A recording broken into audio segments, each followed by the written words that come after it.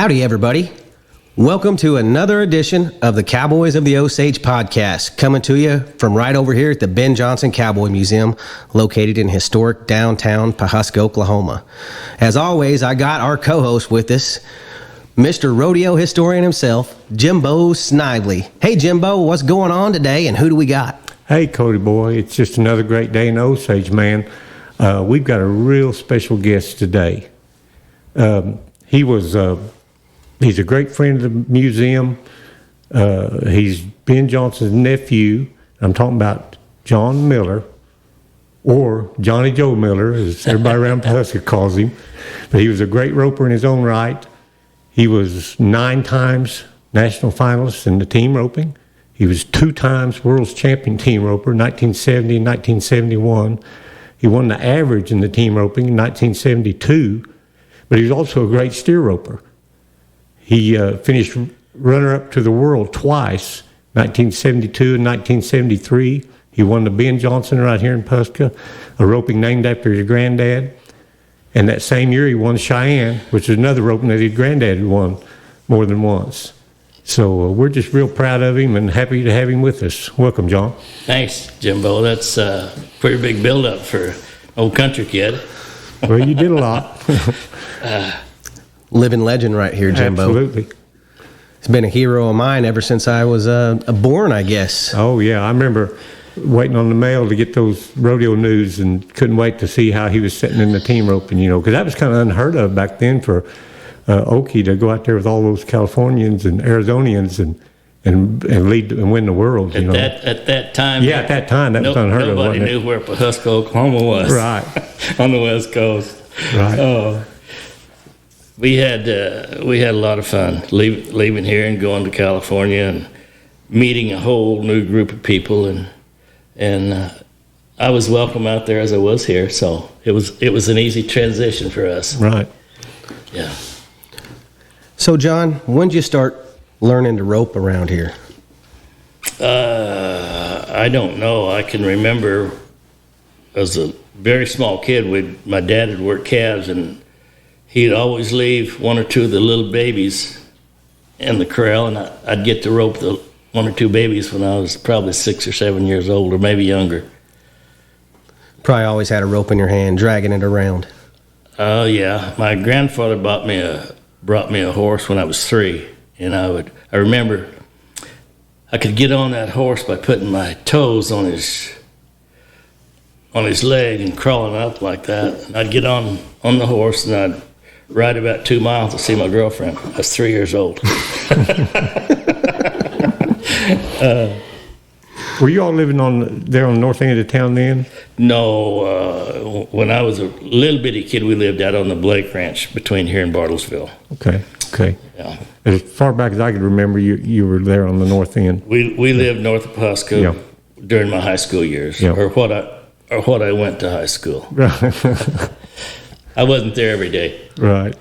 Well, it worked out okay.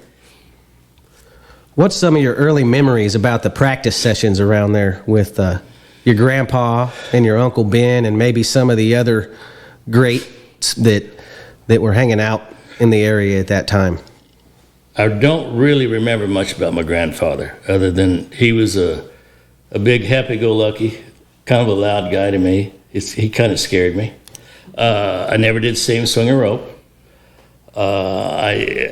I tried to pattern myself after my uncle as a roper, and because he was the best horn roper I ever saw, and his habits helped me. I had a little different way of going about it, but his basics really fixed me. What are some of those basics that he kind of instilled in you right there at the beginning? Well, the way you swing your rope and the target spot, and don't be afraid to rope a big steer, ride a big horse. Yes, sir. Cattle were big then, and you needed to have a pretty good sized horse or one that'd take care of you. So I remember watching him rope here at Pawhuska, and he roped quite a few years here and never missed a steer at the Ben Johnson.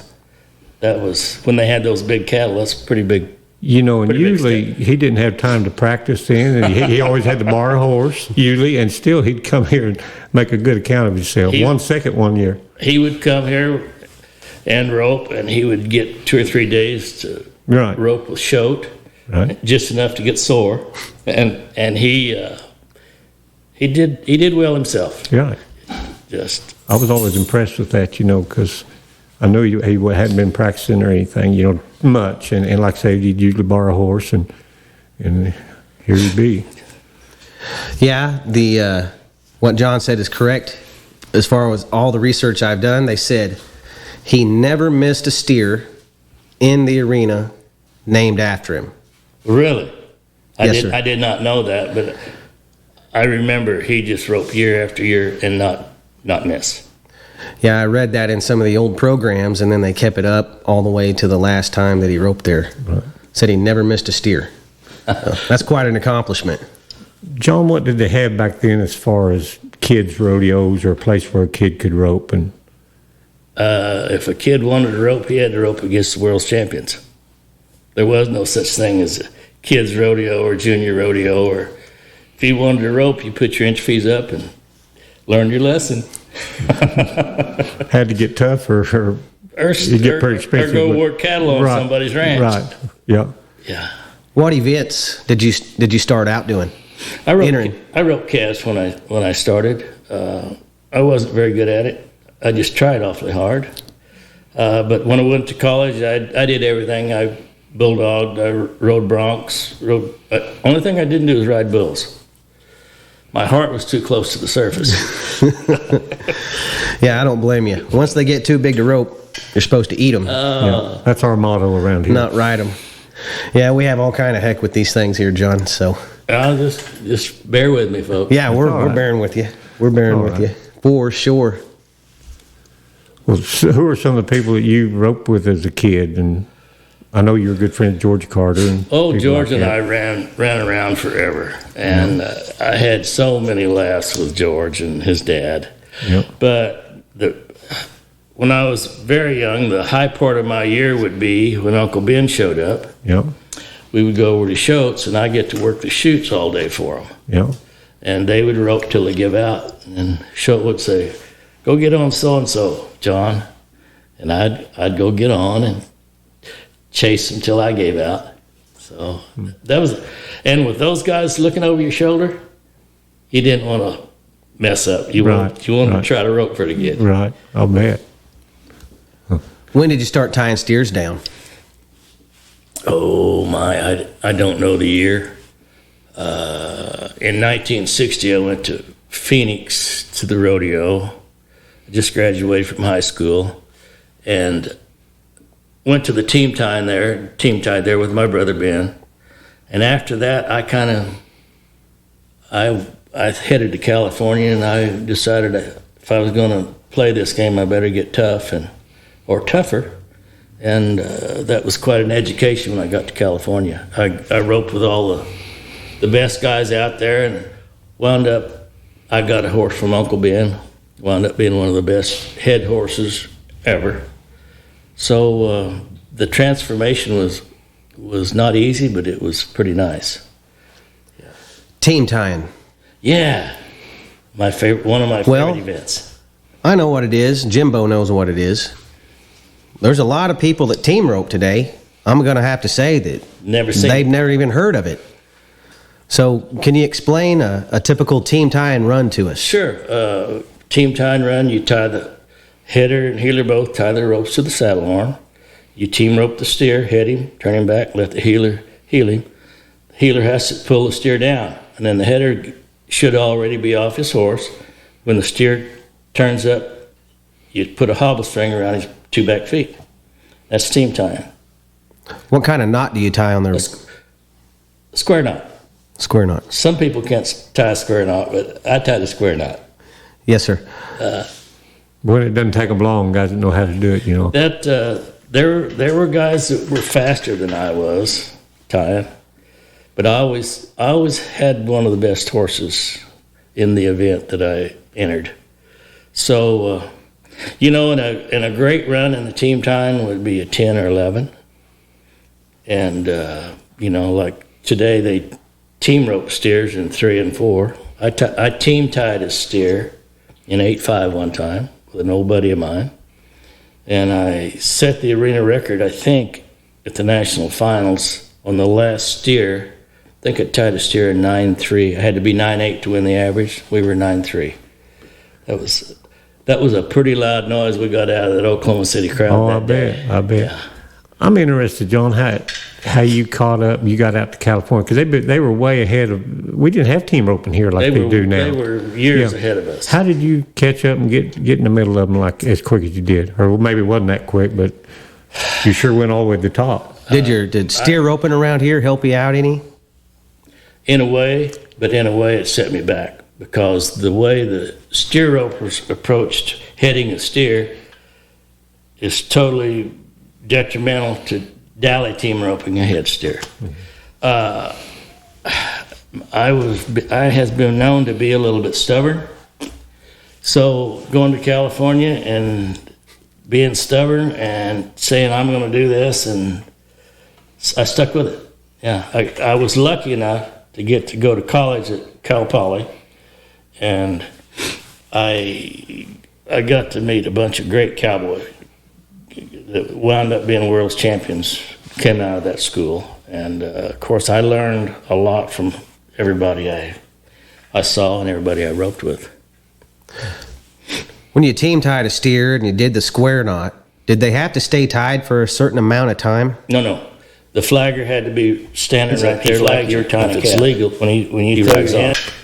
And as in the calf roping, he has to stay tied, or the tripping, he has to stay tied for 6 seconds. Okay, so when you throw your hands up, the run's done. Yeah. Okay. When did they stop having the team tying at the finals? You remember the year? I don't know. And that's one thing I didn't keep track of. But you're still doing it when you quit? No, I think they quit before. I didn't, I never was worried about how many times I went to the finals. Right. I worried about whether I made any money when I went to the finals or not. Right. And that's just me. The other stuff doesn't mean much to me. Right. I wish I had more ego than I do, but yeah, that's me. Well, that's a good trait, though. Some people have too much. When do you remember they started dallying instead of team tying? That probably was in 72 or 73, along in there. That's when Arizona started. They quit team tying and started everybody dallying, and then everybody in Texas, New Mexico, they started dallying. So I can't call a day, but it was right along in there. It's a lot easier on the cattle, wasn't it? Yeah. Honestly, team tying is like the tripping. If you got good cattle, good ring conditions, good horses, good ropers, you don't harm the cattle at all. Mm-hmm. It's just a way of making it easier to work on the cattle, and that's what it is. What's different about the way y'all dallied then compared to the way dally team roping is now? Oh, there's 3 or 4 different things. Their training nowadays is so much better than what we had growing up. We had to learn by trial and error and watching other people. Nowadays they've got schools, they've got videos, and the expertise these guys exude with their teaching ability now makes it a heck of a lot easier to pick up. Yeah. There's some little kids that can outrope a lot of grown men out there nowadays that I've been seeing out. And I attribute that to the fact that their dads were ropers, and they start them and they don't allow them to do anything wrong. So by the time they get 7 or 8 or 10, they don't know how to do anything wrong, and everything is right on track. You guys got a kid out there in Arizona right now, Chance Kelton's son, Catch Kelton. You know, he's a man amongst boys, one of the best team ropers out there right now. He can rope with anybody, anywhere. And what is he, 12 or 13 years old? Seems like it. Yeah. And a good cowboy. He can go to the pasture and lead one in, too. Yeah. He's a buckaroo. Yeah, he's had a rope in his hands ever since you can remember. And Yeah. boy, howdy, he really is something to see, Jimbo. He really is something to see. So you were telling me earlier, you see that white stuff on the saddle horn there? That's cotton. Mm-hmm. That at Salinas Rodeo, when I first went to California, they would not allow rubber on the saddle horn, and we were scoring those cattle 35 feet, big fresh cattle, and I mean you're going real fast, and you rope one and dally on the cotton. That rope goes to running. So what we do, we would wrap our saddle horns really loose with cotton. Then I used a grass rope, and everybody else was using nylon. Nylon will run on that cotton saddle horn. So it's just things you pick up and learn from the old timers and use the right things they do. How old were you in that picture that you and Ace Berry were I was 16. roping at Salinas? I'd been working here for $3 a day. I go out there and I'm working for Phil Stadler. We're getting, wages went up. We were making $5 a day. That was 1960. It was TV'd. They took permits, and entry fees were $100, $125 or something like that. We won $1,100 a piece on that one steer. Wow. For an old Okie boy, that's lots of money. But y'all, I bet it was a good day that day. Yeah. Out there in California. Did you have any trouble when you first went out there getting a good healer? I mean, were you accepted? No, because you roped horns good enough. They wanted to rope with you, I guess. When I went out there, I moved in with Ace Berry and his dad. Okay. Virgil Berry was born in Bartlesville. Ace was born in Dewey. So they were out there in California working on Uncle Ben's ranch. So I go move in with them. I had a built-in healer, and he was a tough booger. Yeah. He was a good cowboy. At 12 years old. Heck of a cowboy. Yeah, but won the average in bareback and average in team rope. Right. He and I won the team rope, and that night he won the bareback riding also. Well, that was the same year. I didn't even realize that. Same night? Or same night, yeah. Huh, I'll be darned. Don't see that very often. Well, I'm going to have to say, I don't know how many times it's happened since then. That same night, Phil Line won the calf roping and the bull riding. Bull riding, huh. Must have been something in the water. That'll never happen again. No. That's an odd combination there. I don't think that'll ever happen again. It may not. Yeah. What all rodeos used to have big team ropings back then? Oh, my favorites were Phoenix, Salinas, Tucson, Yuma. Those were the Pecos, Prescott. Those were the big ones. Those made our year, good or bad. So at that time, if we went to 40 rodeos, that was a lot of rodeos. So we needed to kind of tap them pretty good when we got to Phoenix. Phoenix was the first big one. And, of course, the 4th of July, we'd work Prescott, Pecos, and maybe we could put in maybe Greeley or Lander or something like that. Just a matter of however the committee set up their slack. That was before they had it at Cheyenne, wasn't it? Mm-hmm. I mean, yes. What year did they start the team roping at Cheyenne? Do you remember? I believe it was in the 90s, Jimbo. Was it that late? Mhm. Okay. At late 90s or mid-90s, before they even added team roping in Cheyenne.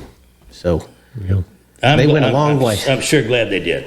It involves a whole lot more cowboys, and it just creates a bigger hubbub. Helps the steer open and everything Absolutely. else. Got a lot of team open getting the steer open, Sure.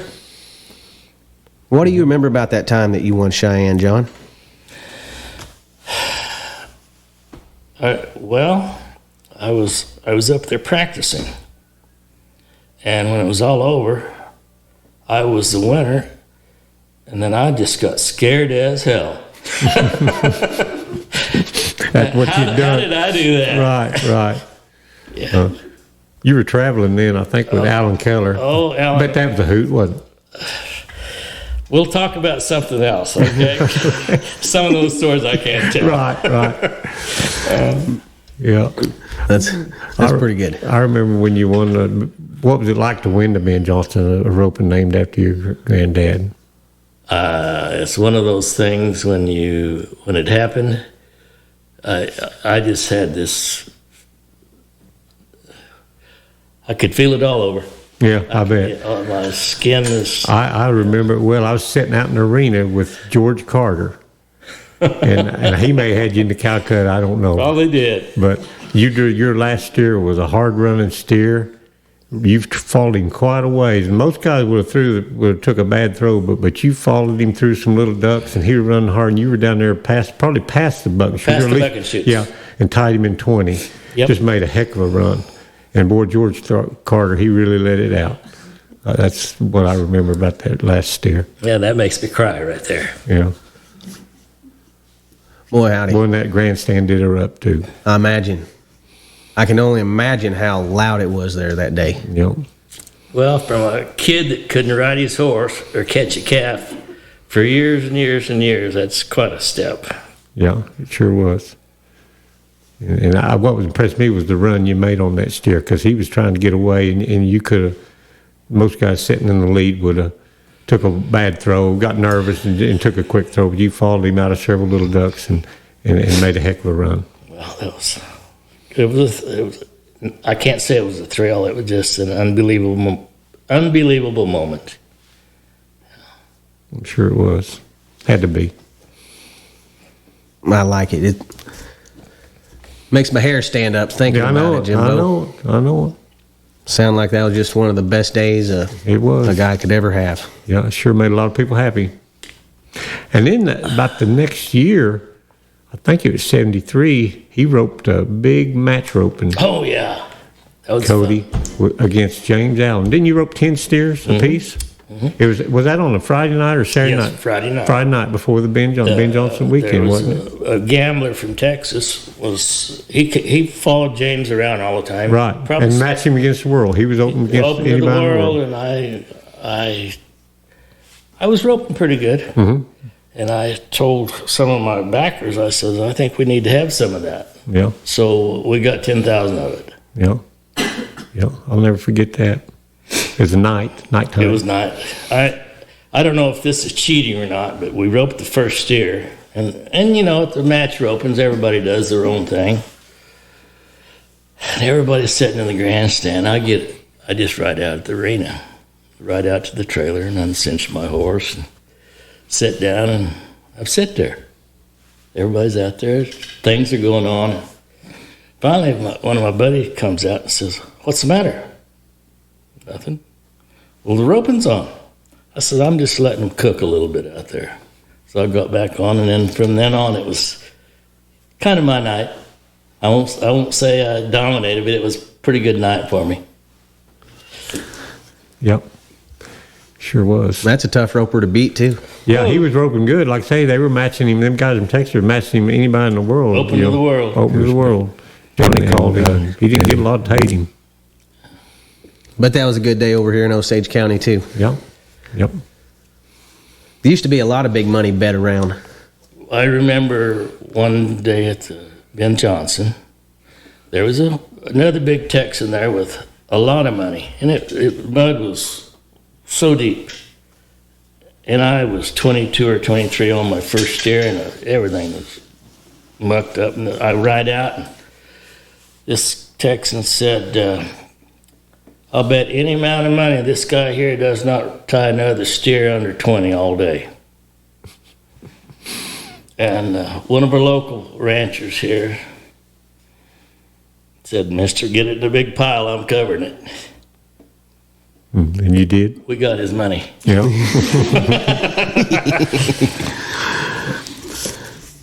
They said your grandpa liked to gamble a little bit here and there. I heard that, yes. On just about anything that he could. And would and did. They said he carried if they couldn't find anything else to gamble on, they had a guy that he carried around that would just run foot races for him with different folks. That wasn't an accident. No, sir. That was on purpose. Slick Strayer was his name, and he could really run. But see, they did things like that back in those days, and had fun doing it too. Right. Well, there wasn't anything else to do Well, besides work. yeah, they did a lot of scrapping back then. Those guys did. Did they? Oh yeah. They said he was quite the hunter too. He loved to hunt coyotes. Yes, sir. He'd go buy a new car and pull out the back seat of his new car and load his greyhounds in it to take to the pasture. Your dad had the greyhounds too, didn't he? Cody, I knew his dad real well. His dad and my dad carpooled back and forth to Phillips for years. 20-some years. Do what? 20-some years, wasn't it? Yeah. So, and once in a while I'd be stuck in Barnesville for something, and I'd ride back with them. They always had a pitch game. There'd usually be 3 of them, and whoever wasn't driving, of course he wasn't playing, but the other 2 always played pitch between Barnesville and Pawhuska. That was every day. The driver wasn't playing with them? Well, I don't think so. I hope not. Sometimes they would. I've been in a lot of rodeo rigs in my life, and usually the driver was Driver playing. has to have a hand too, doesn't he? Oh, yeah. But I've got some good memories of Johnny's dad, Marion. Oh, Been fishing with him. He used to go out the lake fishing loved with to him. fish. Yeah, And he did. he loved to hunt too. Yeah. Oh. He's quite a guy. What about your brother, Ben Miller? What a talented young man. Wow. I've heard a lot of great stories about him here lately. We lost him here about 2.5, 3 years ago. But when he was growing up, when he was 14 or 15, he could really rope. Not just pretty good. At that time, Bobby Goodspeed, Barry Burke, Lee Bob Roberts, Bobby Brown, all those guys would come over here and rope. You know their names. Sure. Because you grew up around them. He had no problem competing with those guys when he was 14 or 15. But as he got a little older, other things interested him a little bit more. He liked to party and liked the girls. I can't hold that against him. So he very talented. He wound up working in the movies a lot. He wrote scripts. In fact, we have a couple of scripts that he wrote. And one of those, he was like my dad. He was not very educated, but one of very smart, naturally smart people, and talented. So. Did he do any stunt work, or was Oh, he yeah. just, a lot of stunt work? See that picture right there? That's him. It's not Uncle Ben. Yeah.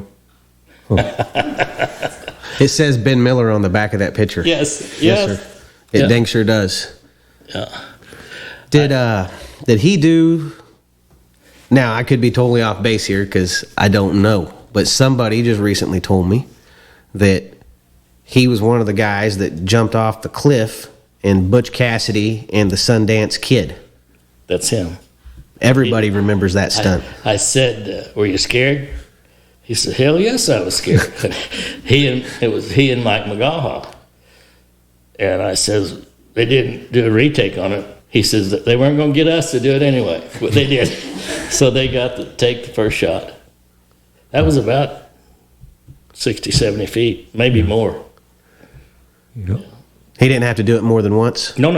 He wasn't going to do it. He More wasn't than gonna once. do it. What's some of the other movies some folks might have seen him do some stunt work in? Oh, he did Will Penny, John Wayne deal.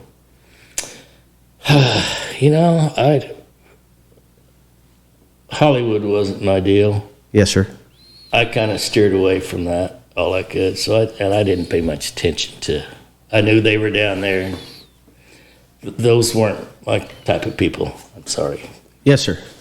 Well, I'm not going to say anything bad about the Hollywood folks either, but I was talking to some of the extras, some people that I know that are in the movie here in Pawhuska, and they said that they got a big speech. They're not allowed to look any of the main stars in the eye when they're walking by them or something. And I just thought, well, first thing I would do is this right here, right before they kicked me off, right, and just to make sure they knew I was looking them in the eye. I worked out there for a while. I worked in LA for about 6 months, and very, very smart bunch of people. They're very talented people. Just not my type of people. Yes, sir. So that's all I can say about them. No bad. Well, you did a little stunt work yourself, didn't you? Mm-hmm. So I know one of the most famous rodeo movies of all time. He was telling me he had some stunt work in it. It wasn't a stunt. No, they were shooting Junior Bonner, was it? Yes, sir. Yep. At Prescott. And I was up in the rodeo and the bulldogging. So in the movie, I'm bulldogging a steer in Junior Bonner movie. Prescott.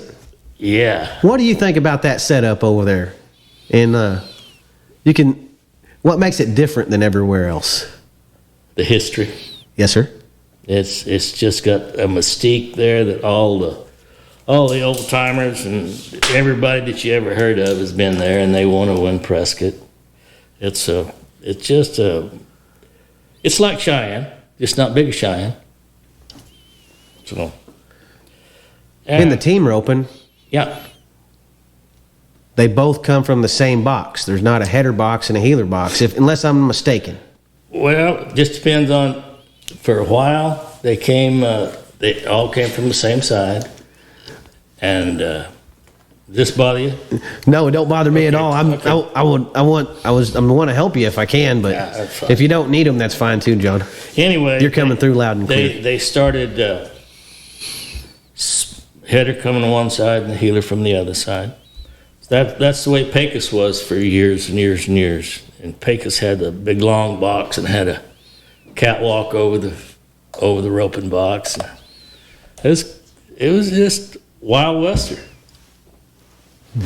I always enjoyed going to Pecos and Prescott just because of the history of both of the rodeos. Yes. I just got a really a good feeling when I went to either one of those rodeos, Jimbo, traveling back in when I was roping a little bit. So, Right. That was a hot time of the year, but it was a fun time of the year. Yes, sir.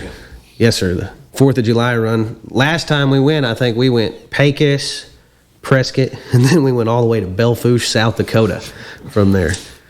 There's 3 or 4 years we could work Prescott, Pecos, Greeley, Lander. At least 4 right there. John, what do you think about the money they rope for now, like at the I finals? think it's wonderful. I think it's marvelous. Yeah. I'm so proud that these guys get to rope, guys and gals get to compete for this kind of money. You know, if I made $60,000 or $70,000 in a year, going all year, that was a big bunch. Mm-hmm. Now they might win that on roping 2 steers. Right.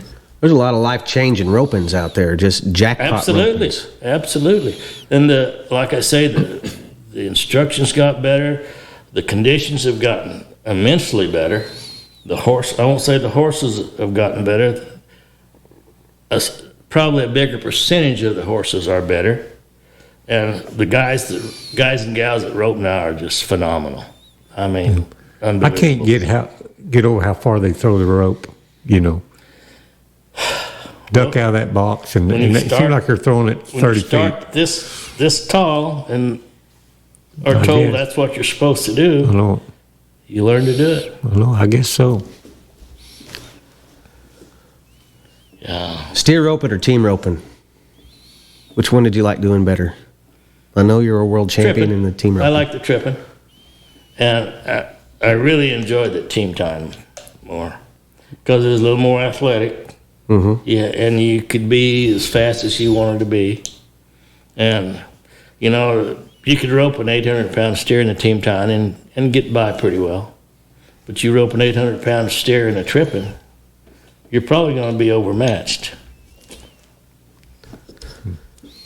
Well, you were runner-up the world twice. Yes, sir. In the tripping. That's I was second one year by $60 and the next year by $120. But the first year was Tuffy Thompson was the champion, and he was supposed to be the champion. He was head and shoulders above all the rest of us, as far as I was concerned. Yeah. He was such a phenomenal athlete and roper. Yeah. And then Keller won it. Keller won it the next year, and I guess I just couldn't beat him. He kept tying steers faster than me. Yeah. Yeah. He had a good little bay horse, that worked good. He had probably the best horse in the business at that time. Yeah, sure did. And he roped better than he got credit for, He was a way better cowboy than anybody wanted to give him credit for being. Right. He was. And he was He's a big old guy, had a lot of physical talent. 2 steps of his were three steps of yours probably too. Yep. Oh yeah. And he was like Guy Allen and Roy Cooper. He was big enough when he got to a steer, he didn't have to have his footwork perfect. He had long enough arms and legs. He never was out of shape time. Right. But little shorter guys, you better have your feet right and be in the right position, or you're going to mess your tie up.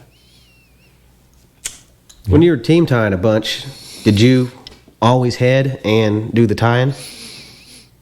When the money was up, yes. Okay. Yeah. Did you and your Uncle Ben ever enter anything together, team tying? We entered Lenapaw. I don't know. But it was a dally rope, and he and I roped together. That was a long time ago.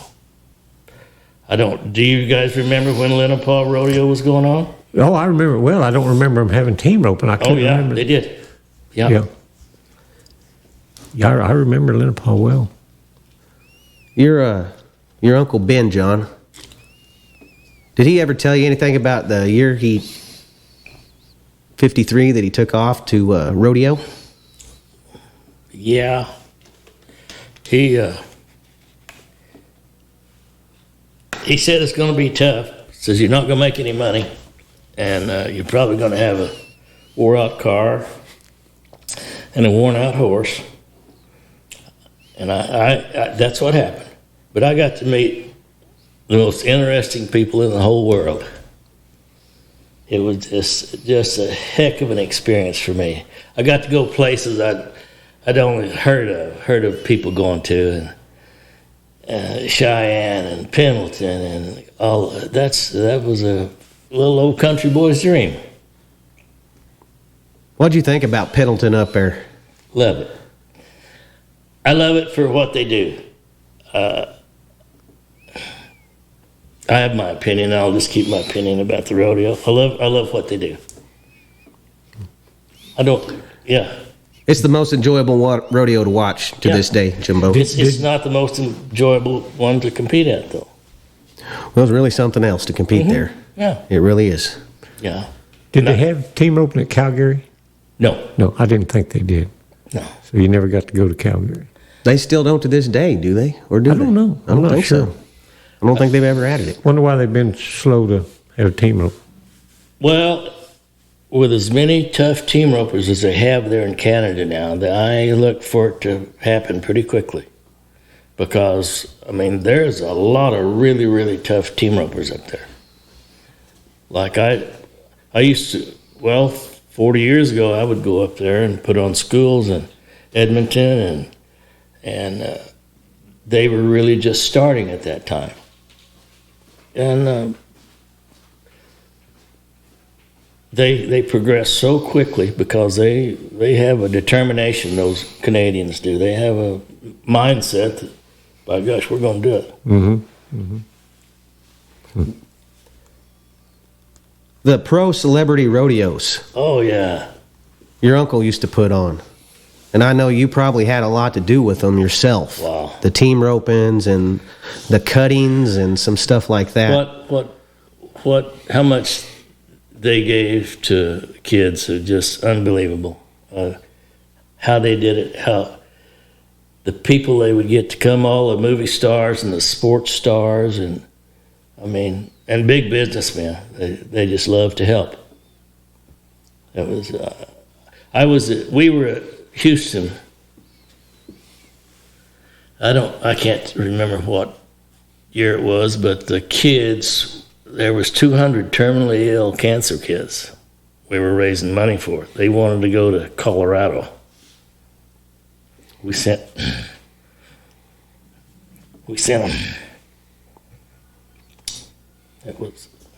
Well, that's the right thing to do. Yeah, that's great. It's the best. They said that Ben was a great philanthropist. Really enjoyed helping kids. Oh, he did.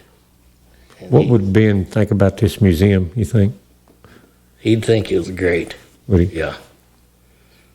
He would think it was over the top for him. Yeah. Yeah. He deserved it. Yeah. Well, he's all our heroes around here. Right. So did he ever tell you any good rodeo stories from back in his rodeo days Oh, yeah. that you won't get in trouble for telling today? No. This What was his favorite rodeo to go rope at? I think he liked Cheyenne and Pendleton. He set the record at Pendleton in like 52 or 3, tied a calf in 12. Well, you probably got the picture of Yeah, it. we got it. It's a real small world because he was riding Jimbo's. Jay's or Jim's Jay. horse? Yeah, he's riding Jay. Jay's horse. No, Jim's. Jim's horse. Yeah. Yeah. He and Casey Tibbs were going from somewhere up in the northwest. They were going back to California, and of course they were driving overnight. And Casey drove kind of wild, I always heard. he rode fast. Yeah. He was a good driver, but he drove fast. And there was a cowboy got out ahead of him, and he was hitchhiking. And he had his suitcase on the wrong side of the road. And damn if old Casey Tibbs didn't run over this guy's suitcase. just ornery stuff like that. Oh, Yeah. those people were fun. It was, you can't imagine how fun it was to grow up and meet the people you'd only just heard of. I bet. They were all characters, too. Oh yeah. I was lucky in that I went when I could. I couldn't make any money, but I got to meet friends that are still friends 50 years, 60 years later. What about John Wayne? Nice guy. Yeah. I tell people that he used to come back here to the bull sale and he'd stay with my mom and dad. Like, what? John Wayne? I said, yeah, him and Uncle Ben stay with my mom and dad. Yeah. He wasn't common, but he was common. He was a nice guy. Just a good guy to be around. Yeah. Heck yeah. He's up for anything. Yes, sir. Yes, sir. I've heard a lot of stories about him and Ward Bond, that they used to get in some mischief once in a while. Yeah, I'm sure they did. What about when Ben won the Academy Award? That was pretty awesome. Was that a good day? That was pretty awesome. Same year, did you win a world championship? I believe you're right. Yeah, Well, that was- 71. That was such a good year for your family. Were you there? No, I don't know where I was, but anyway, my grandmother was with him. Of course, he never wore tux or she had to sew up his pants legs so he wasn't stepping on them while he was going up to get his Oscar.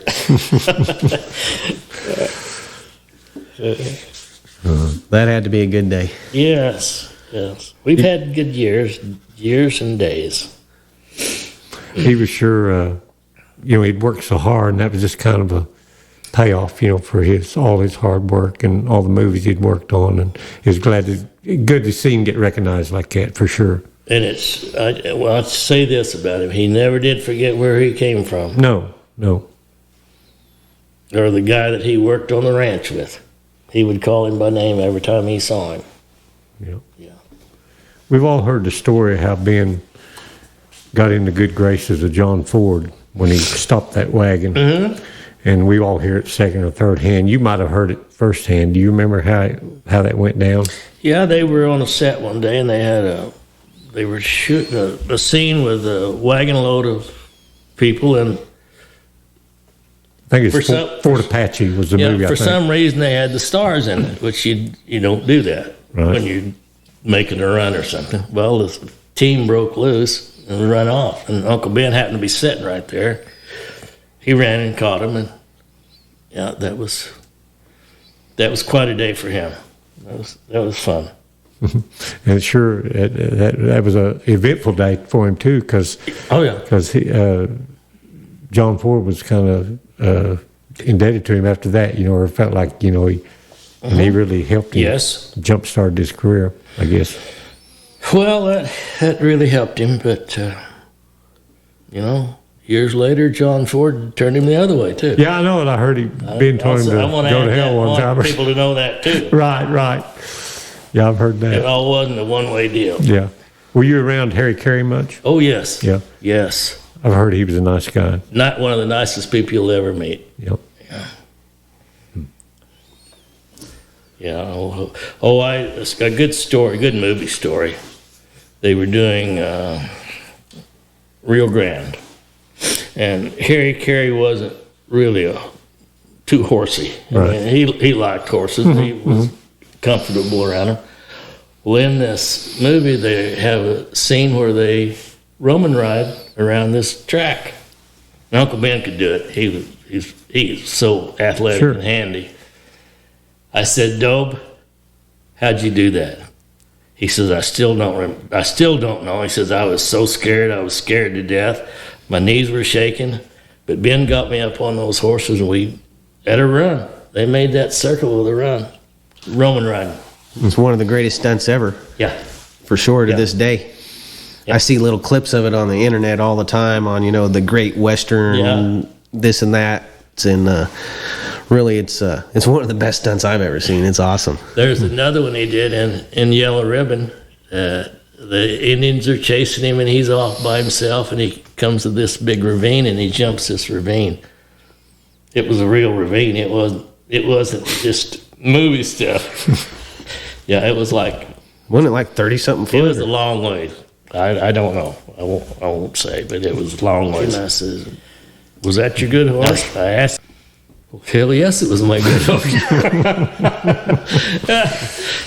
What about horses? Oh. What's the best horse you ever owned? Or rode? Roping horse. His horse that he bought off the track. He was a gray horse. Broke a shoulder on the track, and he bought him. Took him to his place in California, and we rode him for about a year and a half, and he was tough. He run away with me, rear out of the box. I couldn't hold him. I was 15 years old. I weighed about 100 pounds. I couldn't hold him. And one day we put him in the barn. Next day I saddled him up. He was one of the 3 best head horses that ever lived. And it wasn't what we did to him. He just decided I'm going to be a good horse. Yep. Yeah. What was his name? His registered name was Stylish Boy. He was off the Rex Ellsworth Ranch in Arizona. He was by Flying Bob Jr. and out of a silver cord mare. He was almost a straight thoroughbred. Just a nice horse. Yeah. In fact, I've got pictures of him. We headed, heeled on him, team tied on him. One thing I didn't do is rope calves on him. He didn't like to get back. When did you decide to stop competitive traveling rodeoing?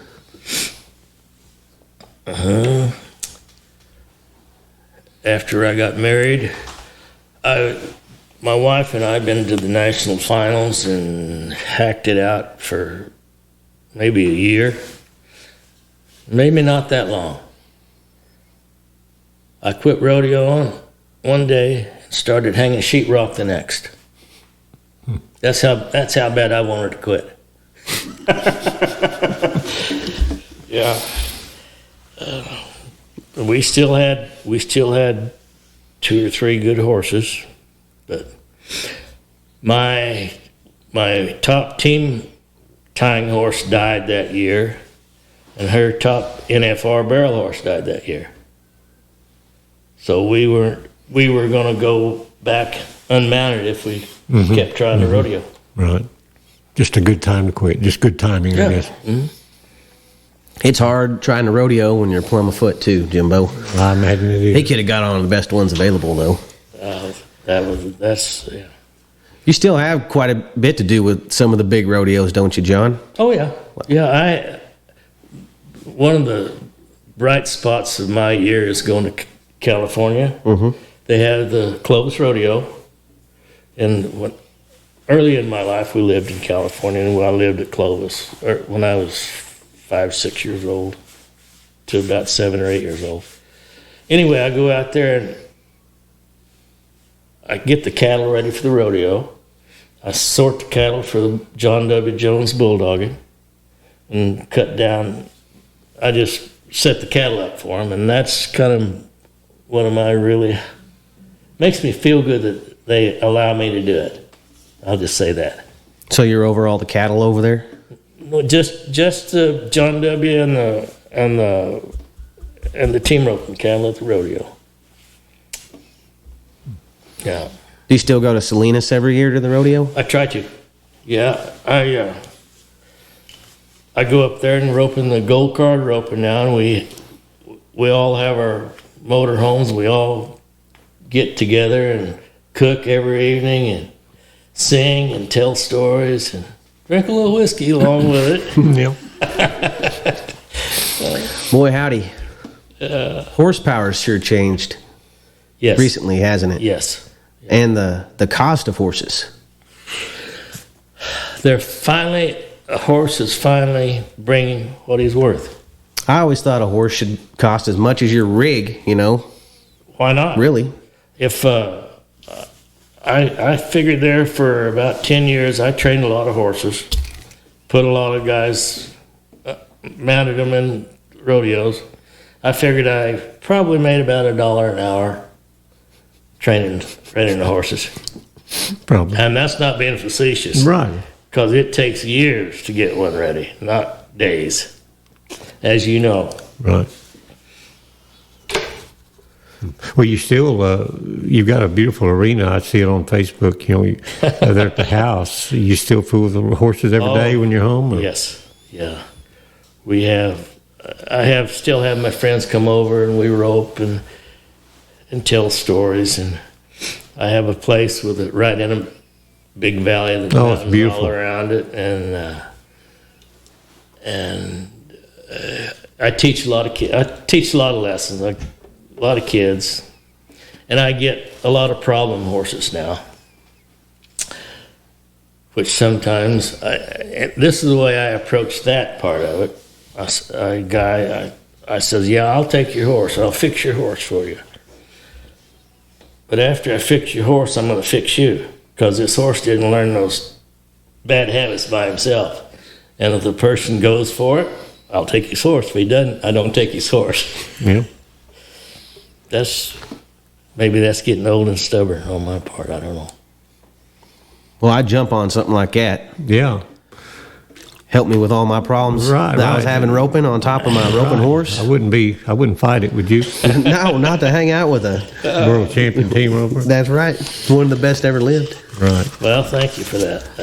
Yes, sir. He's really recognized as maybe one of the best horn ropers of all time. I mean, I'm not just saying it because we're sitting here, but No, Everett Shaw was the best horn. well, I said one of them. Everett, I don't. They can argue with me forever. Everett was the best horn roper I ever saw. He didn't miss very often, did he?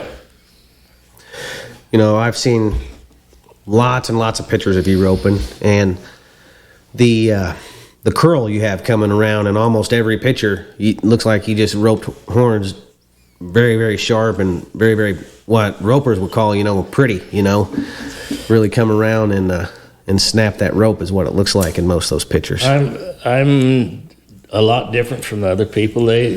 All the guys now are power ropers. They come power. I'm a rhythm roper, and that's the only way I know how to rope. So good or bad, that's it. That's me. He was smooth, Cody. I mean, in that steer roping, he was smooth. He always got a throw, and it hardly ever missed, and very smooth. What's that line from My Heroes Have Always Been Cowboys that your uncle said when he was teaching the city kid how to rope, Maybe I missed that. Roping's like dancing. Oh, yeah. Once you get out of rhythm, you never get it back or something like that. I didn't hear that, but he's Oh, right. yeah. Roping's like dancing is what he said in the movie when he's teaching the city boy how to rope. So, and that's kind of what John just said, too. Right, absolutely. Well, he was smooth. He sure was. Well, it looked like it was just what you said, Jimbo, one of the best horn ropers there are. Yep. Well, that's a big compliment. Now, thank you. I would like to see you rope in your day. I always, you know who sticks out in my mind is one of the great horn ropers, J.D. Yates. Well, he ropes horns really nice. Or anything he throws a rope at. But news, he ropes very well. But I really enjoy watching him rope horns because you don't see him miss very often. Things change a whole lot. Styles change, but the way that they've got the setup, you have to be fast. You have to be strong. So, my way of roping had its day. Yeah, it did. It's gone. I bet you could have learned to adapt the other way, too, if you had to today. You're 18 years old. I bet you could figure out a way to beat him. I would try, yeah. He probably still gets his fair share of money today right out of him. I doubt there's anybody living that ever threw as many loops as I did. Yeah. Maybe Jake Barnes. He ropes continually, ropes a dummy continually. Yeah. Quite a cowboy. Yeah. Yeah. You told me you gave a rope to the Cowboy Hall of Fame one time in the Pro Rodeo Hall of Fame in Colorado Springs. I told you that? Yes, sir, you did. And it just stuck in my mind. I was bragging? No, you told me you gave him a rope that Yeah, I did. that you never missed a steer with that rope. That's right. How many steers you run with that rope? It's one of those old nylons, and it's damn near wore out. You know, his Uncle Joe said he only used one or two ropes his whole career. Yeah, you got a good nylon, because they didn't all feel good, Back then, they were about that big around, guys. Yeah. And they did not wear out, did they? No. Even if it finally get a little cut there around where it went around the horns or something, you just switch ends, tie your horn to another end, go again. Oh. When do you remember them first starting using nylon pigging strings? That's after you quit, though, wasn't it? I was gonna say, I don't know because Okay, last calf I tied was one of those big old soft strings. Yeah. So when y'all were team tying, did you use the big grass strings to tie the square knot? No, I used a pretty stiff nylon string. It was about that big around, pretty stiff. So I saw a video of Dan Fisher and Trevor Brazil the other day. I saw that. They were doing a square knot tie off, and Dan tied a square knot and threw dirt on Trevor before he Got finished. Yeah. Before he well, finished see, the knot. Danny's old enough to have been during that era. Yeah. Back when you were team roping all the time, John, it's a little different than it is now.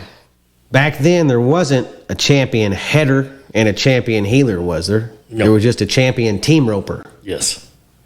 I don't know when they went both ends, but we didn't win that much money going to the rodeos. I think I won $12,000 or $13,000. We had jackpots that we could go to, and until they started barring us at the jackpots, if I didn't win $60,000 or $70,000 a year back in the '60s, that was a lot of money in the '60s. 60 or 70,000, and the rodeos were just kind of, you'd go to them if you could, but you didn't miss the jackpots.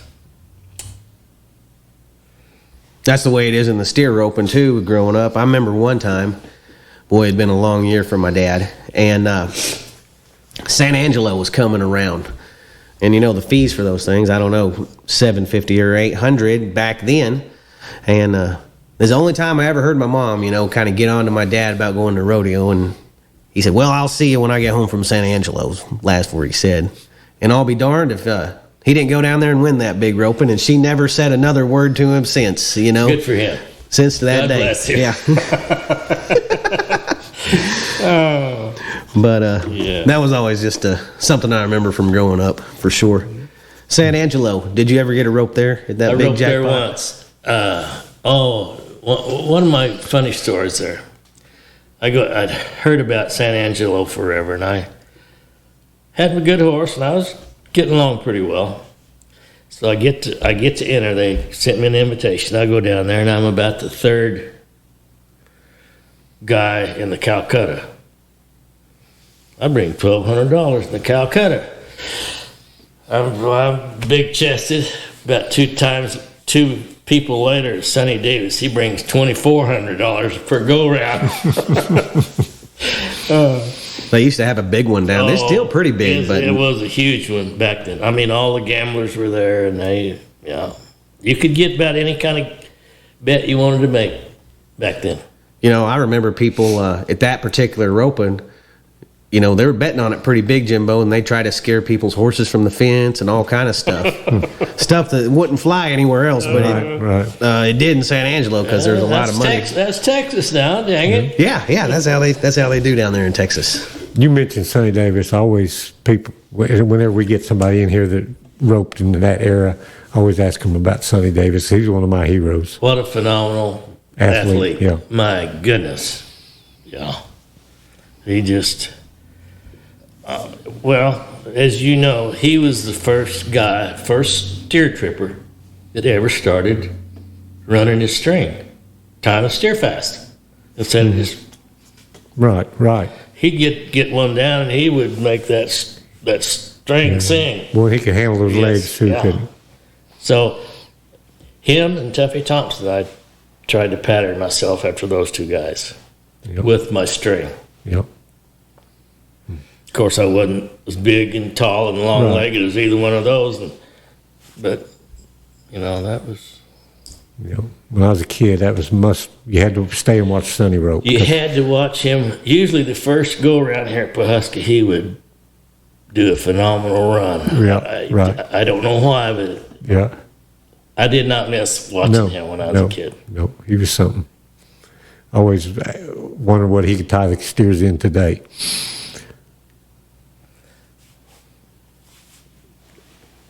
I'm the wrong one to ask that. Yeah. He could time as fast as he wanted to time. Right. Yeah. Boy, howdy. What do you think about Trevor Brazil these days?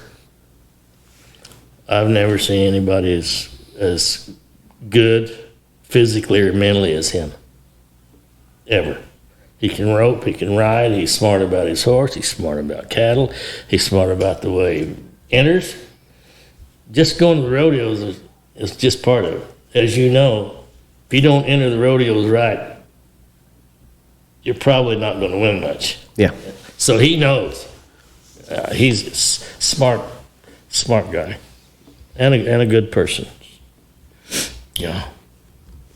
Yeah, I've known him ever since we were kids, and I tell you what, he was a different cat even when we were kids. He was a serious little fella when it come to roping the dummy or anything he was doing, for sure. Did you know him when he had his little Shetland? He had a little Shetland. He was probably 13 or 14 years old, and he'd rope and he meant it. It wasn't just playing. He meant it then. Well, I remember when we were kids, he was heads and tails above all the rest of us kids. So, he was the top kid between like us and the Fisher boys and some of those kids that all came up together. Understood. Well, Jimbo, you got anything else for John? Well, just want to thank him for coming in. We've been wanting to talk to him for a long time.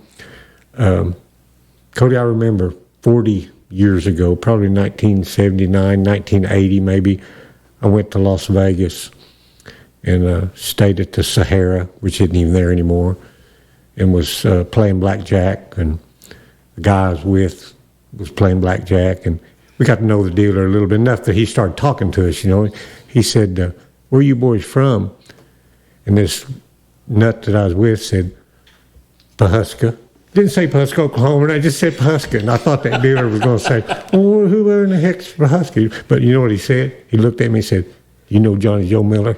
I thought, boy, that guy, he's world famous. But that's what he said, and all we had to do was say Pawhuska. So he's been making Pawhuska proud for a long time. Well, good. I hope so. It was Ken Lumens who it turned out to be. I'll be there. Yep. Yeah, a long-time friend of mine. Yep.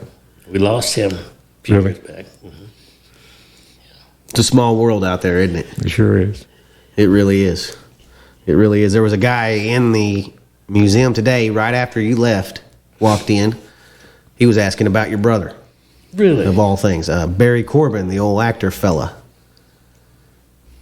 Barry went with us on a lot of those fundraisers. Yeah. And, Then he was asking about you also. well, thank you. So Yeah, it's that's good. That's very small world I'm out there. glad to see those people remember. Well, John, you've kind of been everywhere, done everything, seen everything. You've done business with every kind of person imaginable, Yes, I have. from the poor as just working cowboys to the rich and famous. Well, I've punched cows from Oklahoma to California, from Montana to Mexico. I've been on so many ranches. That's fun for me, meeting those people and Right. seeing their horses, and part of my education. I'm still learning. What do you think? Why do you think so many great cowboys came from this one area right here? In every single discipline of They're poor. Yeah. They don't have any money. How you gonna make any money here in Pawhuska? But get tough and get out. Yes, sir.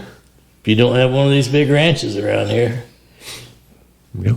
It's either oil field or oil field or the Cowboy. cattle. Yep. And what a great place to grow up. You can hunt and fish and ride and rope, and You think it's because of people like your grandpa? There's so many just great cowboys that kind of came to this area, and then everyone would see them and say, "Hey, that's what I want to be as a great roper," and then that's what I want to be as a steer roper. And for years and years, they shipped cattle in here to graze on this Osage, and all the ranchers they want the best cowboys come take care of their cattle. So that's why all the good cowboys were here.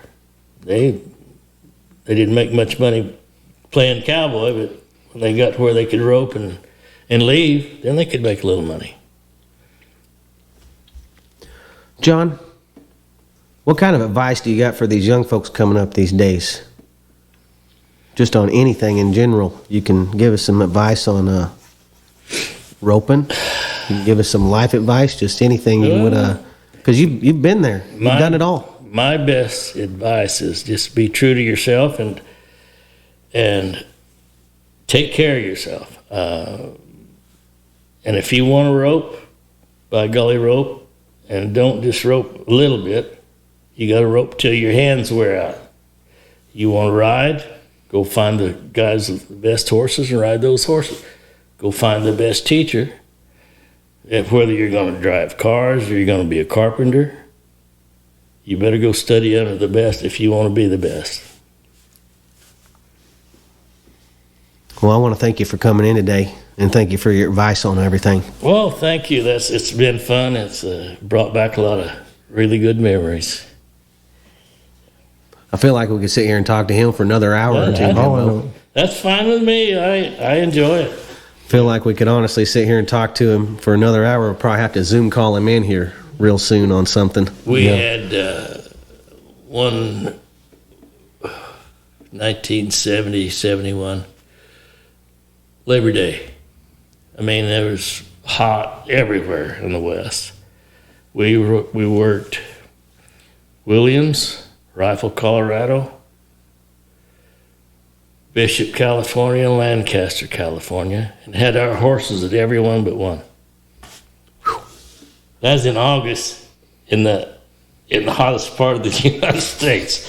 We had our horse at every one. We took a plane ride from Williams to Rifle, from Rifle to Bishop. That's all we flew. What kind of car were you driving?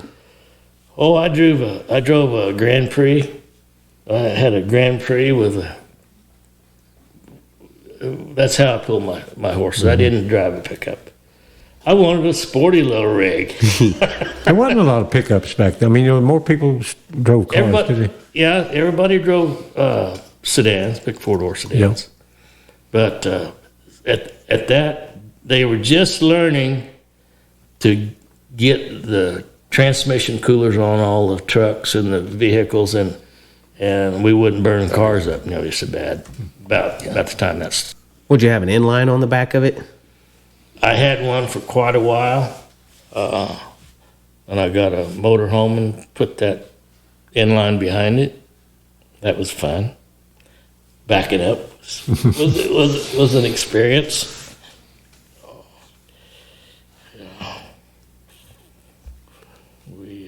I know someone that can back an inline around a corner and straighten it back out and park it. Ralph Williams. I'm sure he can. He's had one since they started. Yeah. I think he's one of the first guys in this country to have one. He's still pulling one. Probably the same one. Yeah. I saw him back one all the way around a horse barn at Douglas, Wyoming, with a camper on the back of his truck. He couldn't even see the inline. He just knew where it was. It was the one of the best things I've ever seen in my life, actually. That is an art right there. Yes, sir, it was. It is one of the best things I've ever seen. Well, John, we sure appreciate you coming in. We appreciate your time, and we appreciate all the championships you won when you were here, too. It's been fun. Yeah, it's been... Sometimes it hasn't been easy, but... Well, it's been great for us. We've really enjoyed it. Okay, are we done? Well, if anyone wants to learn any more about John Miller, all they got to do is come right over here to the Ben Johnson Cowboy Museum. He's got a big case in there. You can read all about his great career as a rodeo guy and learn about everybody else from around here, too. And we just thank you, and we're real proud of you, John. It's fun. I appreciate it, guys. All right. We'll see everybody next week.